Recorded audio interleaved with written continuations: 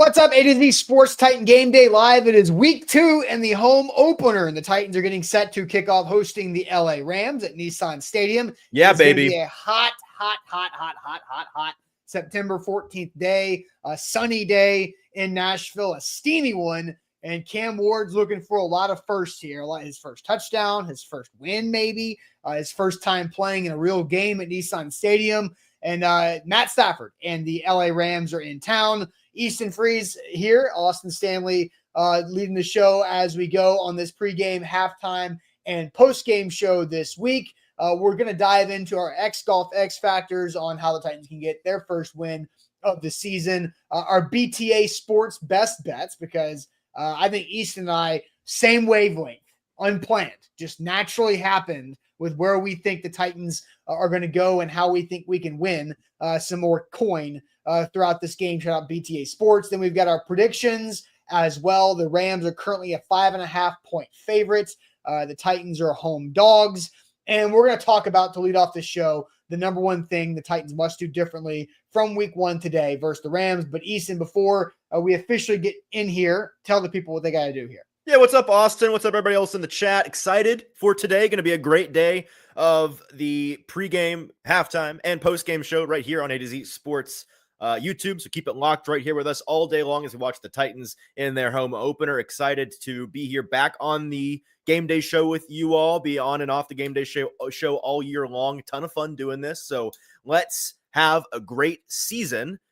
The greatest way to start today would be to like the show. We need you to like the show on Facebook, on YouTube. Super easy, super free, super helpful for us. Just click that thumbs up button for us, whether you're watching on YouTube or on Facebook, and then jump in the chat with Christopher and Jack and Sean and Daniel, Chaotic Drip Drop, ZD and Ryan Fields, some familiar faces in there. Hello to you Chaotic all. Drip Drop.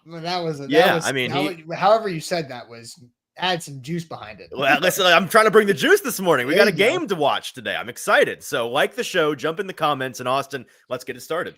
Yep, let's do it officially. Welcoming to A to Z Sports, our Titan Game Day pregame show. Got to thank all of our sponsors before we get going here. X Golf, 4 locations, Easton. Yes, last week I said 3, but it's 4. Is that more than they used to have? They've doubled it from last season. So Nashville, Murfreesboro, Hermitage, and in Franklin, the home of indoor golf in Middle Tennessee. Play, train, entertainment, playxgolf.com. BTA Sports, use our code ATOZ when you download that BTA Sports app to get the full season pass with a 14-day free trial, but just $99 for the full season pass. Only available this month. That link is in the description right in the description right there. Botero Carts, Life is Short, by a golf cart. 2 locations to serve you in Gallatin and the new one in Columbia. Lipscomb University Sports Analytics Program, turning sports fans into data-driven decision makers in the exciting world of pro athletes. The Barrel Social Club, the countdown is on. The Kentucky Poker Open returns to the Barrel Social Club in October. TheBarrelSocial.com for more info. Easton, last week was a disaster, even though the Titans covered and they had a chance at the end, right? It was of just as many penalty yards as they had offensive yards. They got 4 turnovers from the Denver Broncos. They did very little with it, just scoring 6 points. Coaching mistakes happened across the field at the end of the first half with not running the clock out with the lead, and then you go into the halftime with a 1-point deficit. Then the Iomanner elbow rule that will go down in infamy until Brian Callahan can climb out of that hole. So there's a lot of things to go into this. The Titans are missing 2 big pieces. I'm going to have you update the inactives for both sides of this because the Rams are missing pieces here in a second. So you can pull up those full inactives list. But we do know J.C. Latham, he's out. He declared himself out on Thursday. Whoopsies in the locker room. But he is out. So a new right tackle for the Titans today. And Tavondre Sweat is also out with an ankle injury. So both second-year big men are out in week 2 today, both playing major roles on offense and defense, respectively. So, Easton, what are the rest of the inactives today on both sides? Because the Rams have some offensive linemen dealing with some stuff as well. So the Titans inactives are not particularly shocking if you've been paying attention this week, but just to recap, we've got a handful of guys that we've not seen anything from yet. A lot of waiver claim guys still getting up to speed. Jalen Armour-Davis, the cornerback, as is Samuel Womack, cornerback. Both of those guys were claimed and not active quite yet. You've got Kevin Winston Jr. still coming back from his hamstring situation. Would look to see him return to practice next week. Running back Khalil Mullings was also listed as doubtful for this game alongside Kevin Winston Jr. Neither of those guys are going to go. Got kind of confirmation of that yesterday when the Titans elevated a running back from the practice squad. And then in the trenches, you've got tackle J.C. Latham. There's a big one, obviously, your best tackle, your starting right tackle. On the defensive side of the ball, starter T'Vondre Sweat, your nose tackle.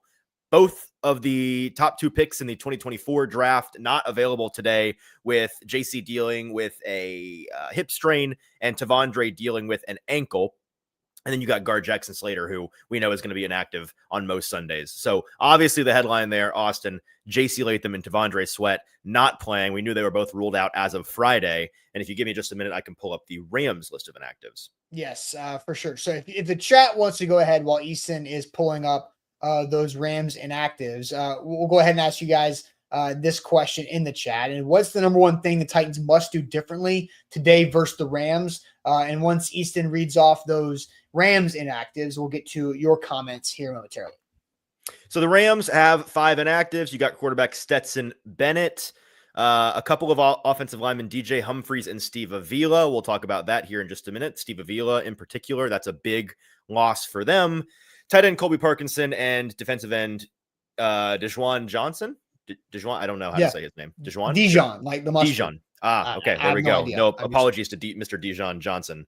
Not going to be available today. But Steve Avila, one of the starting guards for the Rams, not going to be out there dealing with an ankle. Their other starting guard, whose name is escaping me, I guess this is an indication that he will play, but he's also dealing with a bum ankle, so he won't be at 100%, and we'll see if he can finish the game. All right, so there we go. So a couple injuries on the offensive line for both teams right there. So we asked the question in the chat. You guys are already on it. Is what is the number one thing the Titans must do differently from week 1 versus the Rams? I like the smart ass comment from Willy Wonka there on Twitch saying win. But okay, yeah, we get that for sure. But I want to go deeper inside of that. What do you have to fix in order to win, Mr. Smartass? Daniel says catch the damn ball. Sure, like that. Darren says score a touchdown. Also like that. That's slightly less smartass. Boomhauer says be a good football team. All right, the smartassery is really strong with this chat today. Offense moves the ball from equal opportunity. Smoke, catch the ball from Jack. The short, quick passing game from Emperor. Eric says pay attention on a screen. Sure. So no miscommunications there. ZD, just to quote former Titans head coach Mike Vrabel, coach better, play better, LOL.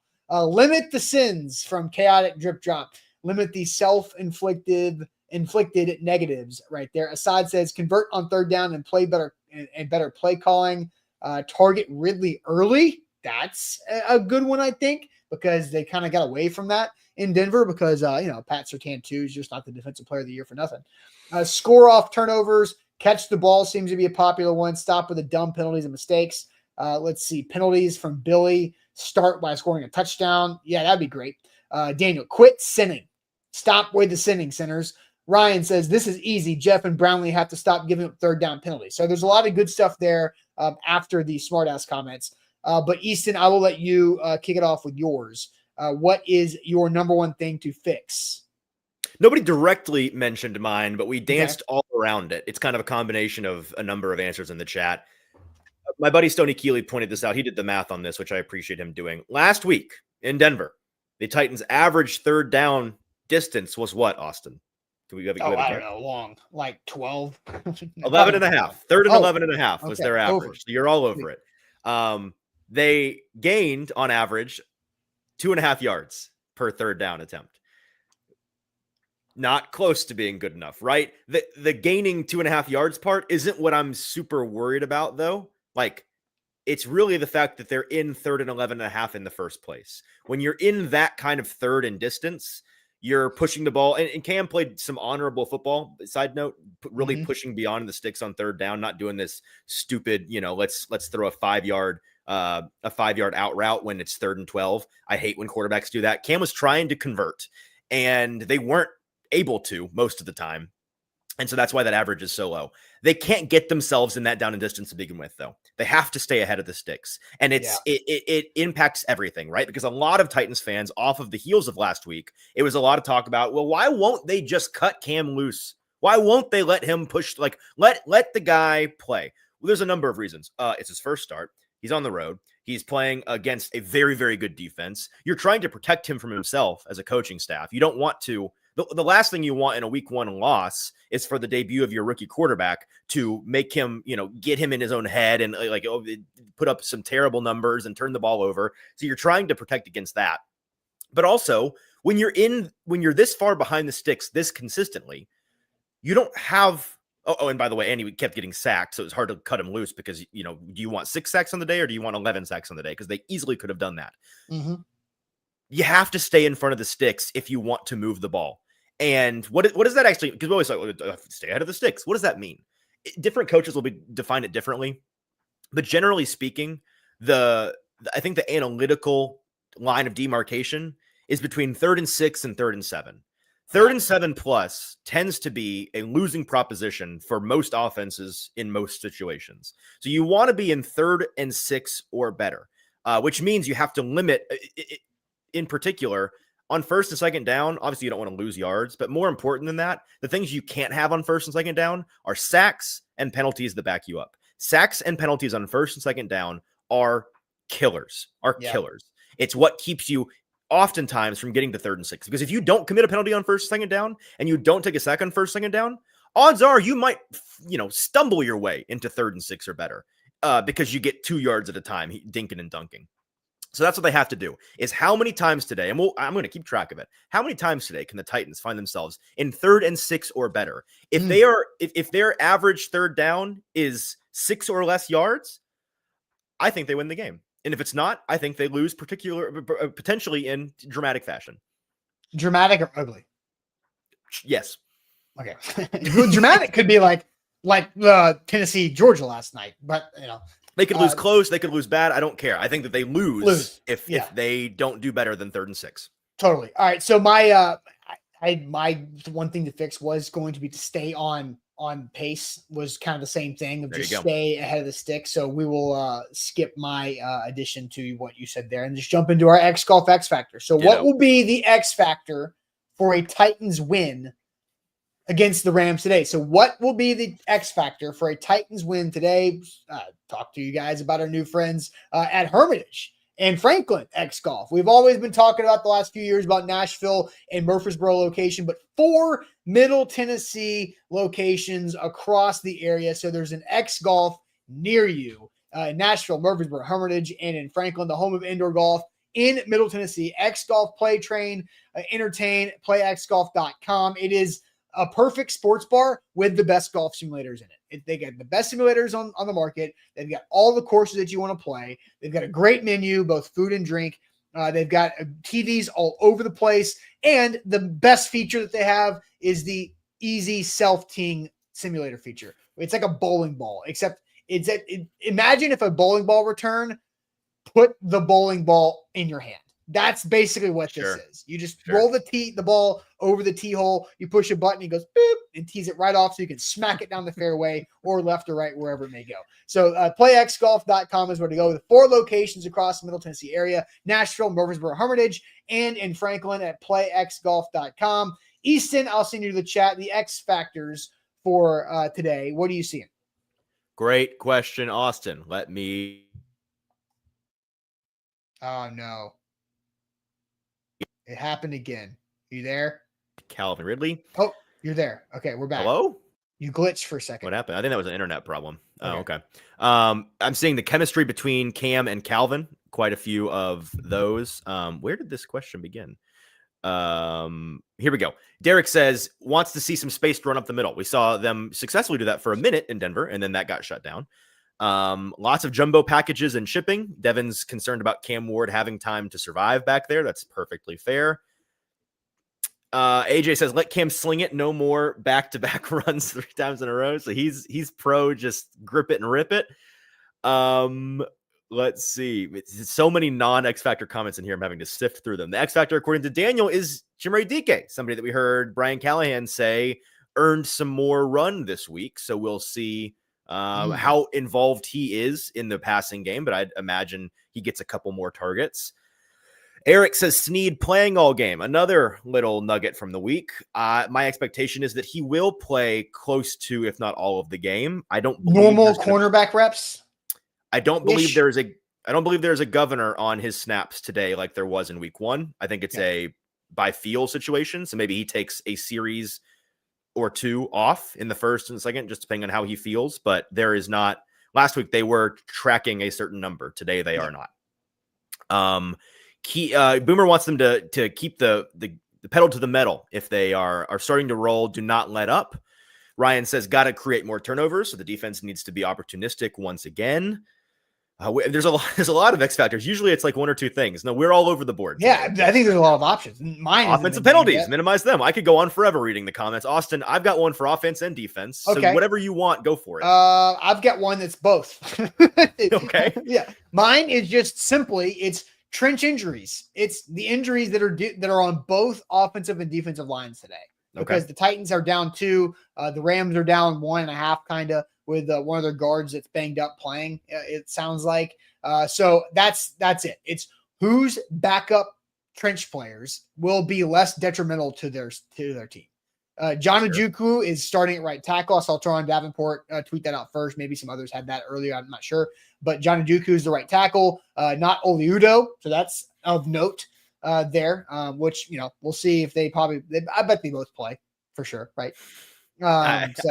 I would put if there was a prop to bet more than one's right tackle reps today, I would put it mortgage or 2 on it, maybe. Right. So OJ's starting.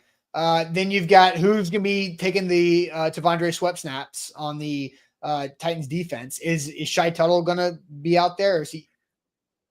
Could be a big day for Shai Tuttle for sure. Sebastian Joseph Day can slide inside a little bit too. If right. We'll see a good healthy serving of SBJ, but wait, SJD. SJD. I don't know where it's SBJ the worst acronym. SJD does not flow. It doesn't roll off the tongue. I think I just tried it for the first time. I don't think I'm gonna go back to it. Sebastian Joseph Day, quite a bit of him, but you need true nose tackle reps. And so that's why I think they'll lean on Shai Tuttle. I'm not sure what else they would do if they didn't lean on Shai Tuttle, who was inactive last week. So we'll see how he looks. Yeah. So I think the Titans want to run the football just because of what you said of like not wanting Cam to get sacked 11 times. And so they need the right tackle to play better. They need to be able to establish some type of momentum that helps the play action a little bit too, as the game gets deeper, is if you can have some success running the football. It doesn't really mean that you can't do play action out of the gates. But then I think also on the flip side is Matthew Stafford is a statue right now. He's got a back, which is at 37 years old. I can't even imagine. I'm 35. Sometimes I got a back and it doesn't feel great. So he's older than I am, and he's been hit a lot more than I have. So I'm imagining that back does not feel great. And so with Jeff not having Sweat, how much pressure can Jeff get to make Matthew Stafford move? To get in his face, because Kyron Williams is also a really good running back. You don't want Kyron Williams to be running all over you. That make Matt Stafford's life a lot easier. So I say trench injuries is my X factor. Whose backups are less bad? Sure. Football's a complicated sport, but I wrote about this a little bit over the weekend. There's some fundamental truths that just couldn't be more simple. Like, hey, the team that turns the ball over more tends to lose the game. The team that commits more penalties tends to lose the game. The team who wins in the trenches tends to win the game. Yeah. It's just as simple as that. My X factor, my defensive X factor is going to be Jeff, which you kind of touched on, but I'll just kind of throw that out there. He needs to have a big day. I expect him to have a big day. Our bets that we're going to share in a minute, I think, reflect that we are expecting a big day from him. He should eat against one guard on a bum ankle, one center that really struggled last week, and one backup guard.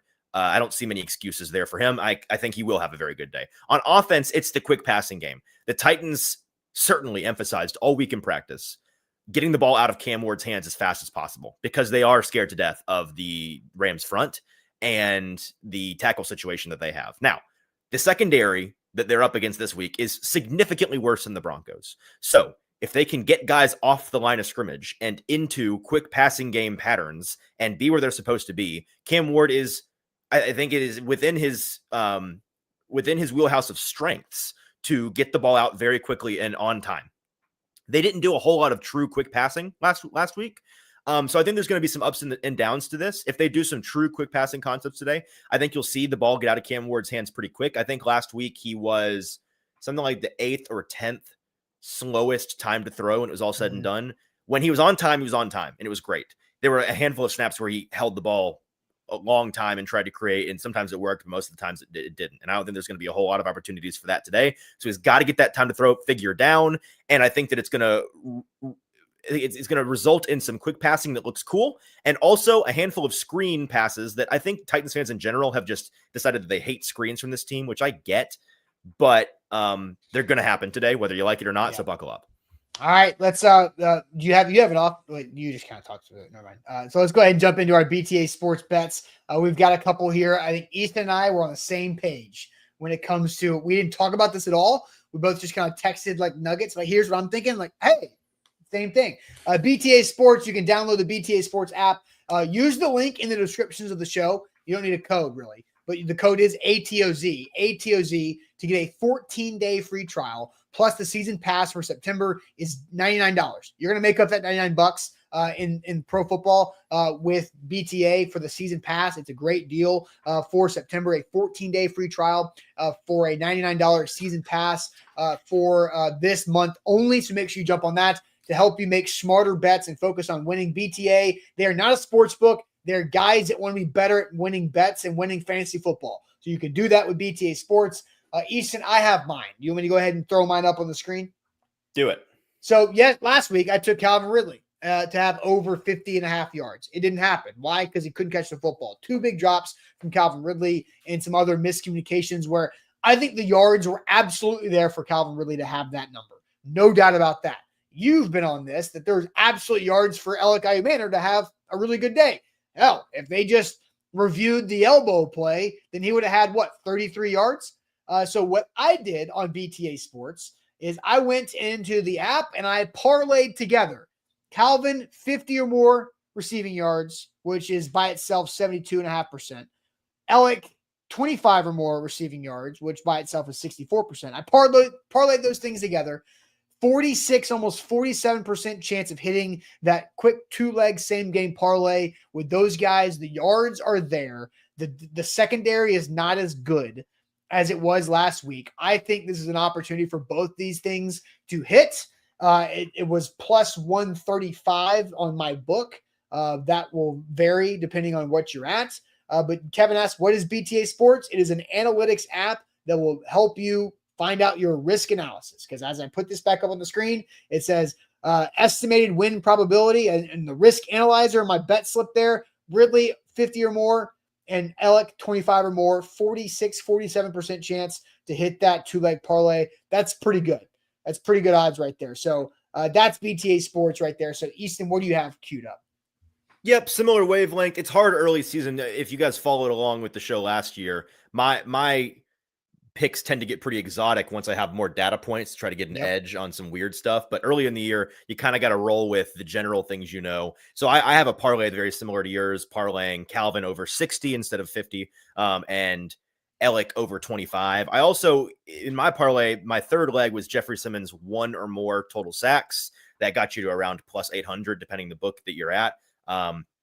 I like that a lot. I know that Stafford's going to do everything in his power to avoid a sack today, even if it means giving up on a play. I'm banking on Jeffrey getting him blindly at some point. I think that there's going to be a lot of opportunities. So I like that one. And then a couple other little plays. Put a couple dollars on Gunnar Helm anytime touchdown. Something tells me today that we're going to get Stop. Don't put that out there too much. Don't whisper that, please. Okay. I've got it too. Whisper it. That was far too loud. Yes. I only said it once. So if you missed it, go back. I have a feeling that today Cam Ward is going to throw a touchdown pass, his first. And I think that something in my gut tells me his first touchdown is going to be somebody else's first touchdown, whether that's Gunnar or Alec or Chim. I think that it's going to be a first to a first, and they're going to have to cut that football in half to see who gets to keep their first touchdown. Yeah. So there's a little play that I like. Did I have? Oh, and I also just sprinkle, because this is kind of crazy. At my book, which I won't give a free shout to, you can get Simmons 2 or more sacks at plus 1280, which feels like ridiculous value to me. I think there's definitely a chance that he gets a pair of sacks today. So I sprinkled a couple dollars on that one as well. I mean, he almost had it last week. Correct. He had one, but he was in Bo Nix's grill all day against long. A significantly better offensive line. Now he doesn't have his running mate next to him in Tavondre Sweat. And so how does that change the double team factor on that? So, there's there's a lot that goes into it. But look, Kevin says BTA is about to be his best friend now. Absolutely. It's good. It's a great tool to help you. Here's the best way I can describe it. If you have like 2 legs that you like and you're looking for a third leg in your parlay, this is how you do it, because you can also go around the entire NFL and figure out what's a good pick to play to find that next leg of your parlay. But all right, it is now time officially for our predictions. How do you predict this game to end? We want your score prediction. Who wins? The Rams are 5.5-point favorites. So prediction time here on the show. But as you type in your prediction, the rule that we have here on the pregame show, Easton, now is in order for you to give your prediction, you have to like the show. It's that simple. On Facebook, hit the like button. And then on YouTube, hit the like button. It's that easy. Then you have your prediction right free there. admission is what you're saying? Yeah, it's free. It's so free. Just like the show. The game kicks off in about 7 minutes. So make sure you hit that like button. While you're at it, share the show. While you're at it again, make sure you give us a 5-star Google review. That goes a long way for our company. A lot right there. So do you see comments that you want to get to here? I do. Matt says 20-10 Rams win. Orlando says 27-17 Rams win. 24-10 Rams win, according to Johnny. 31-17. Jontu says the Rams win. Jack says 24-17. I'm assuming he also means the Rams win. Finally, a Titans pick. Vanessa thinks that the Titans will win by 3. Whatever the actual score is, that's the margin she's picking. Mike is on the same page. He thinks it's going to be 20-17. Titans win by 3. Kick it to the King is totally riding the fence, saying 24-21. He's not going to pick a winner. He thinks that's just the final score. 21-17 Titans. Some more Titans optimism in here, Austin, than I was expecting. I forgot. My new thing is to make a poll. Who wins poll, so we can find that out. You've got a matter of seconds to do that. Yep. Thank you, Kevin, for the super chat. Nothing to say. Just wanted to shout you out for the super chat. Randy thinks the Titans win with a homer pick of 28-24. Homer by his own admission. Ethan, 24-23 Titans. So we're all living, seems in this same ballpark right here. It's just a discussion as to whether the Titans or the Rams pull it out. Austin, what's your score prediction? Real quick, I missed this. Kick it to the King says, please no lid on the rookies if they do good plays. If they make good plays. If they do good plays, keep playing the rookies, right? Do the good plays. Do good, do more. Agreed. Do more. Which, hey, that's kind of what we're both saying on the old touchdown conversation there that we're not going to continue to repeat. My prediction is I'm sticking with the same score prediction of last week. It's 27-17. I think the Rams win this game 27-17. I think the Titans find their way into the end zone, which is good. But overall, they've got to be able to get stops sustainably on this offense. I don't think they can for the entire game. I really feel like it's a similar scoring script as last week, where the Titans defense is really solid until they just can't hold anymore and the dam breaks and Puka Nacua has a big chunk play or something and they have that last touchdown that gets it out of reach. That is my opinion there. Okay, so you've got the Rams winning and covering comfortably. I've got the Rams winning as well, with the Titans, after going 2-15 against the spread last week, last year, I think they're going to start this year 2-0 against the spread. I've got the Rams winning 24-20. I think that the Titans offense is going to look improved, pretty markedly improved from last week. Not incredible by any means, but they'll get in the end zone a pair of times, and Joey Slye will hit a pair of field goals. But I do think the defense is going to struggle to be as opportunistic as they were last week, and the Rams just scored too many points. So give me Rams 24-20, Titans cover. All right. Do you want to guess the 1.5 minute old YouTube poll percentages? Titans, Rams. It's just straight who wins. Yeah, who wins? Titans, Rams. What percentage do you think it is? Rams 68%. Titans 68%. Titans 68%, literally right now. On the nose. Wow. All right. Not 69, not 68. So it's a young poll. One vote matters. So that the people are optimistic. I love it. Yeah, they are. So we'll see how that stands. We will be live here at halftime, so make sure that you do come back for the halftime show. The halftime show is always entertaining. But shout out to all of our great friends out the door: X Golf Nashville, Murfreesboro, Hermitage, and Franklin, BTA Sports, Botero Karts, Lipscomb University Sports Analytics Program, and the Barrel Social Club for your poker playing needs. They got you there. All right, we'll see you guys at halftime. Enjoy the first half of this home opener, and we'll catch you guys soon enough. Like the show. Appreciate it.